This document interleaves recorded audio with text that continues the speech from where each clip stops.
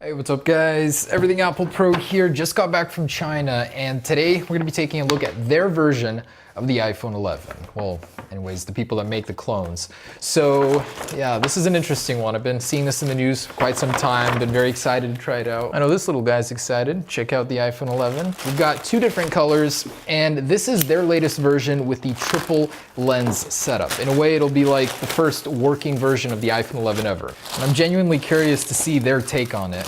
What did the finishes look like? What did the lenses look like? What's it running? What do the boxes look like? What did they mimic? And last we heard from them, the Goophone XS Max. This is the same company that's been making iPhone clones for what, 10, 12, 13 years already? I mean, all the way back to the original one over here, the first iPhone clone.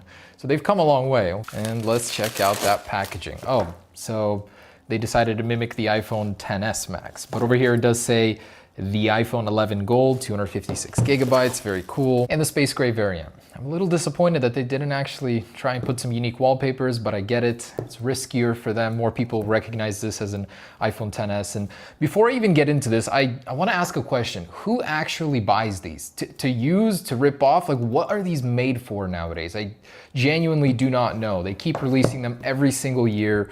Why? People like me to review them on camera. Pretty easy to tell that it's not OEM. Text is different, it's grayer. It does say the same things though. Over here, all the barcodes look different. So no one's getting fooled by this, there's no way. It is embossed on the front, but you can tell the packaging is not the highest of quality. Although the text does look really good. Nice and shiny. Okay, well, let's dig in. And here we go. So right away you can tell the cards are a little different. The presentation is different here. And what do we got? Does this one reference AirPower? Oh, they actually reference AirPower on the clone version too. That's so funny. Even Apple removed that from theirs. And we've got a SIM card tool. Another one to add to the collection. Okay, and here it is. Ooh, it's got a very heavy feeling to it. And ooh, there it is. Oh my goodness. That looks nothing like what it's supposed to look like. It is square. I think that's the only similarity here. The flash unit is way too close to the top. The lenses themselves are, oh my goodness, they look dinky.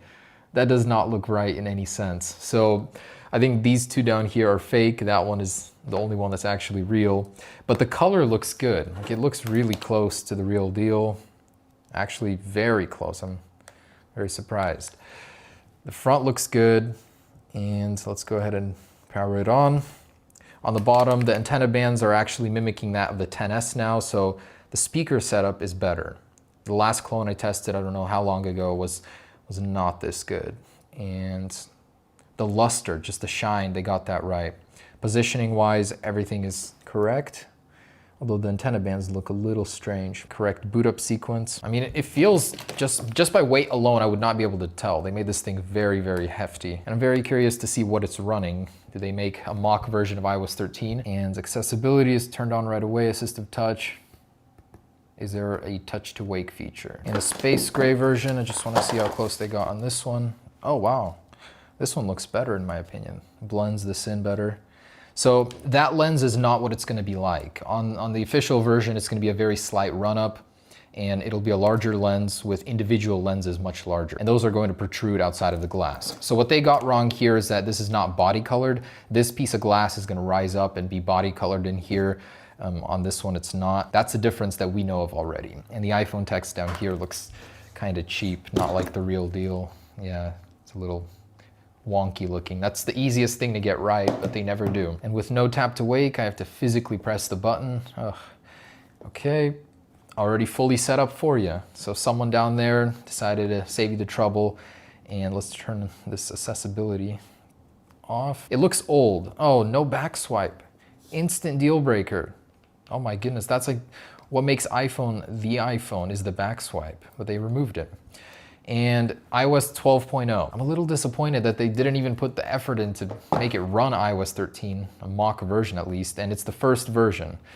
Let's see if we can get some Wi-Fi going and software update to iOS 13, because I'm not liking this. And about that chin area, so yeah, it's a bit chunky, but considering the quality elsewhere is pretty decent, I'm willing to overlook it, even though that's what you're going to be looking at 99% of the time. So they've certainly come a long way. iPhone clones in 12 years, before when you had a stylus and it was nothing like the original. Now for some people you could get fooled, you know? And there's no new rocker switch over here. The volume rocker remains the same. It does work at least. Let's see if there's a software update going here. I'm very disappointed. Attention to detail is not that good here. Basically iOS 12. Oh, the control center is a whole separate page that slides down. Is there 3D touch? I'm not seeing it. Yeah, they didn't even bother with that. Maybe on the home screen here. Oh, okay. So a long press or haptic touch is 3D touch on these guys. Otherwise, yeah, it looks just like an iPhone in the settings. And the app switcher, I guess it does work. The switching between apps like this does not work though. So on the surface level, before you start using the software, it might get away with it. But once you actually get into it, not at all. Question, if this was the lens, would it be fine? This one is still, I'd say, about 2 times larger than the iPhone XS Max. The official one is going to be even larger, but even so, it doesn't look too bad. Like seeing it in real life, it's not bad at all. You can get used to this. Most people won't even notice after a few days, few weeks with it. For so much complaining, I think it's unsubstantiated. It doesn't look like anyone tried that hard. I like the physical side of it looks good, but the software is just not there. And there it is. So the Geekbench score on iPhone clones, I'd say, hasn't changed in over 5 years. They use the same processor every single time. Android 6.0, so that's a downgrade. Sometimes they come with Android 8 and quad-core 1.3 gigahertz. That's 1/10 the score of the iPhone XS Max. Apple XS Max 11, in case you were wondering what the new iPhone would be called. Anyways, next up, let's go ahead and take a look at that camera. So we now have a triple lens camera, one of those being an ultra wide lens, 120 degrees field of view, according to the leaks. And let's go ahead and see this feature. I am so ready. One of my favorite features from the Galaxy S10. Let's check it out. And for some reason, like not just here in the camera, but everywhere, it's as if I'm using iOS 10, like a really, really old version of iOS. The buttons, everything, it's just bad. Man, oh, look at this. The music app is from years ago. So there is a portrait mode and with just one depth effect, but it doesn't work at any distance. Okay. Yeah, I don't know. I'm not liking this in the least. So let's go outside and test out what they say is a 13 megapixel camera. Realistically is likely a 8 megapixel, 5 to 8 megapixel. All right, so the camera app actually looks really good. It's in full screen. It's deceiving on here, and the zoom function is straight in the middle of your content. Nice. I swear, whoever made this software like did not care. They slapped it on from a year-old device. But man, I am ready for the camera quality that'll come with the inevitable real triple lens camera. Over here, I think very clearly it is fake, these two bottom ones. So from what I saw online, you're stuck with an 8 megapixel shooter. As for the front facing camera, we have a 2 megapixel shooter. Terrible. Other dimensional. Don't buy this expecting to be taking anything notable with it. It has a camera. It's terrible, but it's there. So the world isn't ready yet for the triple lens camera. I'll be sharing that with you guys once it's out. We have 2 months to go. As having seen this design for months and rendering it and all, you know, I really hope that it looks a little bit better than this. But even so, if they did mimic the iPhone XS style of the lens, I think it would work pretty well. Like, I like it. I would definitely rock it and will be here in a matter of months. I'm very disappointed that they took so much time to make the hardware good on this clone, but the software doesn't match at all. Hey, it was nice to at least see it and kind of get an early look at the iPhone 11. Wireless charging. So on the deceased AirPower, regular one works. It's supposed to have it.